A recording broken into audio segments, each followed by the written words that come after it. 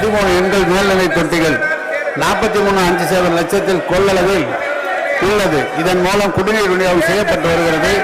Ward எண்கள் 13, 14, 17, 18 மற்றும் 20 வார்டுகளில் நகராட்சிக்கு சொந்தமான இடம் ஏதும் இல்லாதது.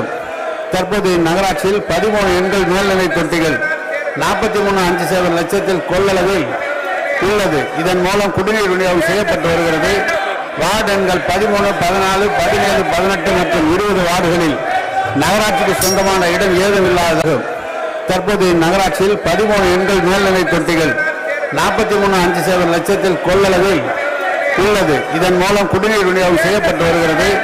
வார்டு எண்கள் 13, 14, 17, 18 மற்றும் 20 வார்டுகளில் நகராட்சிக்கு சொந்தமான இடம் ஏதும் இல்லாதது.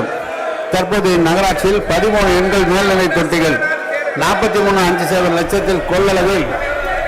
அண்மை செய்தியை பார்த்து வருகிறோம். தமிழக சட்டமன்றத்தில் அதிமுக உள்ளிட்ட எதிர்க்கட்சிகள் அமளியில் ஈடுபட்டு வருகிறார்கள். கள்ளக்குறிச்சி விசச்சாராய மரண விவகாரத்தை எழுப்பி எதிர்க்கட்சிகள் தொடர் அமளியில் ஈடுபடுகிறார்கள்.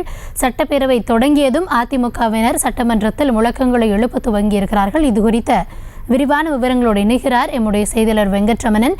வணக்கம் வெங்கட்ரமணன். ஏற்கனவே அதிமுகவை சார்ந்த எம்எல்ஏக்கள் இன்றும் கருப்பு ஆடை அணிந்து சட்டமன்றத்திற்கு வருகை புரிந்திருந்தார்கள். தொடர்ந்து இன்றும் அவர்கள் அமளியில் ஈடுபடக்கூடிய காட்சிகளே தற்பொழுது தெரிகிறது. என்ன நடக்கிறது? விரிவான விவரம்.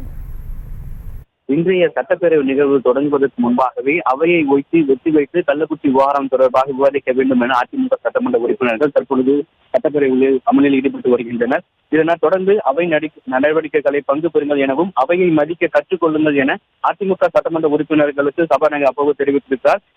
உங்கள் பிரச்சனைக்கு தான் நீங்கள் அவைக்கு வந்துள்ளீர்களா எனவும் அவர் கேள்வி எழுப்பியிருக்கிறார். தற்பொழுது அதிமுக சட்டமன்ற உறுப்பினர்கள் பேரவை நிகழ்வுகள் தொடங்குவதற்கு முன்பாகவே பேரவை அமலில் ஈடுபட்டதால் தற்போது சட்டப்பேரவையில் பரபரப்பு. குறிப்பாக இந்த கள்ளக்குறிச்சி விவகாரம் பேரவை நிகழ்வுகள் தொடங்குவதற்கு முன்பாகவே இந்த கள்ளக்குறிச்சி விவகாரம் குறித்து விவாதிக்க வேண்டும் என தற்பொழுது அதிமுக சட்டமன்ற உறுப்பினர்கள் சட்டப்பேரவையில் உள்ளே அமலில் ஈடுபட்டு வருகிறார்கள்.